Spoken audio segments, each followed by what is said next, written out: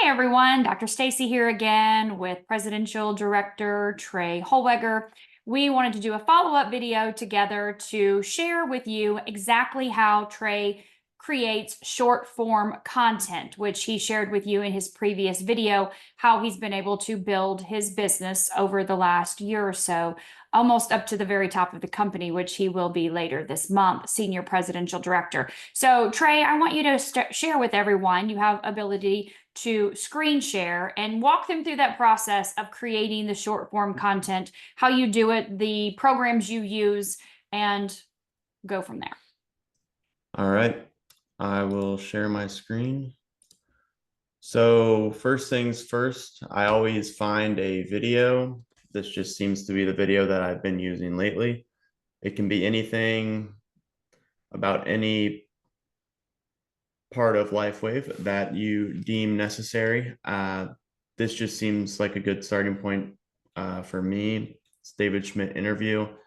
And so basically what I would do once you find the content that you want to use, it's pretty easy. You can use anything you like.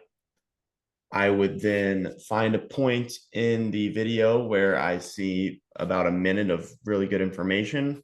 For the sake of the video, I'm just going to clip something random and show you how to do it. But to do it yourself, you would go through it yourself and find a cool part that you like to go ahead and clip. So I would start the video like this. And if you are on Windows like me, you can easily start screen recording by hitting the Windows Alt and R button at the same time. It'll start a screen record like this.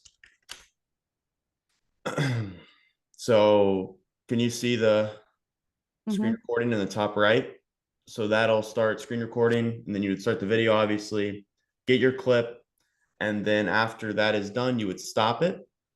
From there, you would come to any type of editing software. I use Flixier.com. You can, if you're on the phone, you can use CapCut. It works the same. And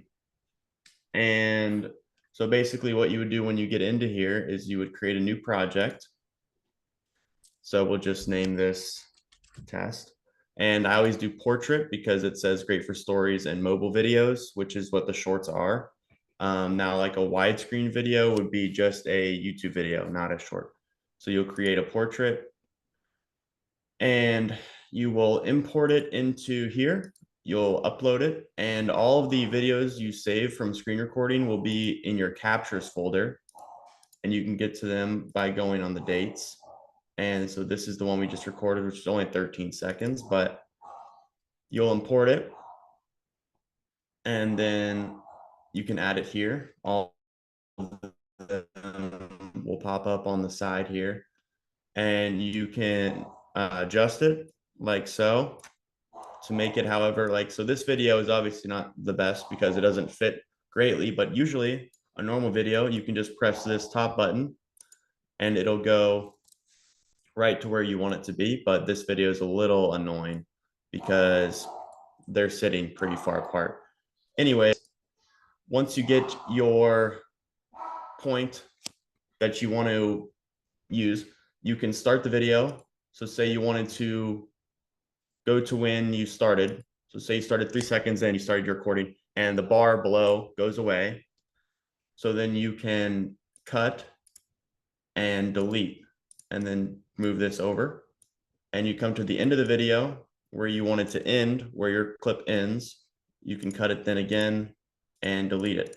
And after that, I just do some pretty simple subtitles. I'll go to auto subtitle and start it. And it usually takes maybe a minute, but this is a shorter video, so it shouldn't take too long. Also, there is, well, didn't even press play on the video, so there will be no subtitles, but so the box will pop up in the bottom and there will be subtitles. And of course, you can change the fonts over here. You can change the styles. You can get really into it. I keep it simple, keep it easy. And so after all this is done, you'll export it. And so if you're using Flixier like I am, you can actually directly connect your YouTube. So you just click the YouTube here, and as well as TikTok. You can sign in through your TikTok and direct post. So on the YouTube part, you'll probably type in the title, you'll type in the description, and you can actually schedule when you'd like to post it. And then you can put your tags down here and export it, and it'll go straight to the YouTube that you have connected to the Flixier account. And I post these on YouTube, TikTok, Facebook, and sometimes Instagram, because if you post, so you only have to do one short and you can post it 4 different places, you get quadruple the amount of potential exposure rather than just posting on one thing. And as far as TikTok goes, my TikTok is Dr. Stacy _ Lifewave. And I used to post there a lot, and it's really, really good for getting views, but I would post so much that they actually ended up shadow banning me because of the content in some of the videos.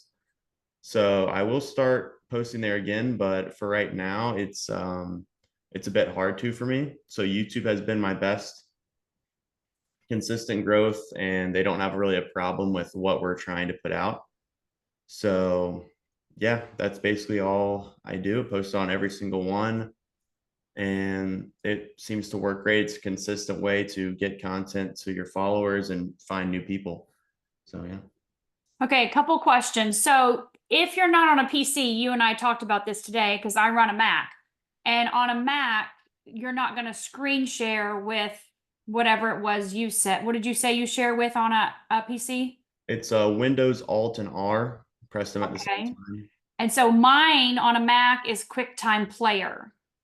So I just pop up, it's a process in Mac, QuickTime Player, and it allows me to screen record whatever is on the screen in front of me.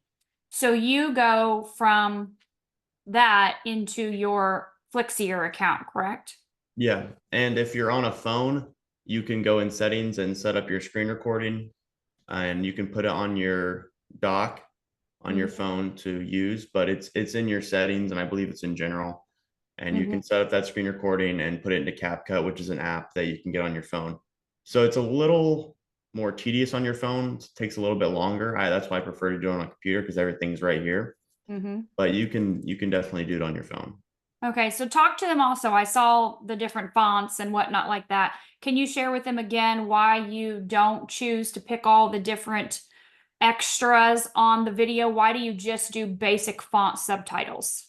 Yeah, so I try to target it towards the older generation. They seem to like videos that Hey, don't have. hey now, not older generation. Okay.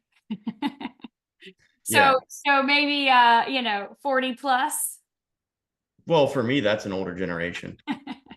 Any generation older than mine. My generation loves just a ton of stuff going on the screen, Yeah. and the hits on the dopamine receptor and such. But the older generations above me, they seem to just like it pretty simple, and it's pretty cut and dry. But I'm giving the subtitles to the information, and it's just a minute video, so I don't see the need to go over the top. Obviously, you can do fonts or styling, and it's not a big deal. It makes the video look a little nicer, but as far as information goes, it's all the same.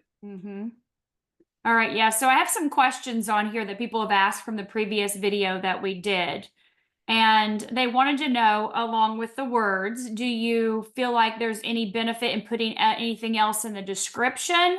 Or what do you do with that description part? Because you just said you just keep it subtitles. That's it. Yeah, as far as the description goes, I just do learn more at you can input your website. So whatever website you have, it could be, whatever, but I don't make it too detailed. You could add a lot more in the description. I don't find that people really read the description that often. They read the title. You want to keep the title relatively short and interesting. Right. But the description I haven't used too much. Now with the tags, you can definitely add a lot of tags, and it could potentially help your reach on your video. Right. And we've played around with that before in the past. Yeah. So several of them are asking how they follow you on social media. Obviously, you have an Instagram account that you keep it like nothing. Yeah, I If have you post something on your story, there's like 500 likes and comments, but then it's gone. So you have Instagram. And yeah, then what's your Instagram? Trey.Hollegger. Okay. I And don't then, really post on there, but I have one. yeah. And then the TikTok you said is what again? Dr. Stacy _Lifeway. Right. And there are a ton of videos there. And like you'd said, some of them, especially in the beginning when you started posting, they were fantastic. What was that one horse video? You had like 60,000 views on that one. But then you got shadow banned, and that happens sometimes on social media. So what about on Facebook? What's your channel on Facebook? Just my name, Trey Holweger. Okay. I don't really post much on there either, but I do have one. Yeah. And so that's the beautiful thing about this too, is you don't have to be posting content out there all the time in order to put these stories or these shorts out in order to grab attention from people. When you do a story, when you take this short and you save it and you put it into a story on Facebook or story on Instagram, you can see all the people that have seen that story in that 24 hours. So if you have 40 people that have seen your story, you can touch each person's name and it will automatically take that story and go into their inbox. And you can say something as simple as, hey, thanks for the love on my story, or hey, thanks for viewing. Let me know if you have any questions, or hey, I'd love to have a chat with you about this. Thanks for watching. You can just do something real quick or simple like that. But that's the beautiful thing about, like Trey said, consistently posting on the stories every day and then going back in and seeing who's watching them. And when you touch their name on that story, it automatically will pull up the list of people for you to be able to see who's seen it and then push it to their inbox. So they know that's what you're referencing them about because it's in their inbox and they know they've seen it. So that's a great way to be in touch with people, because when you post something like on Facebook or on Instagram, it's not a high likelihood that people are actually going to see it in their feed. There's so many things in the feed on a daily basis. But this stories, and even taking a story and doing reels.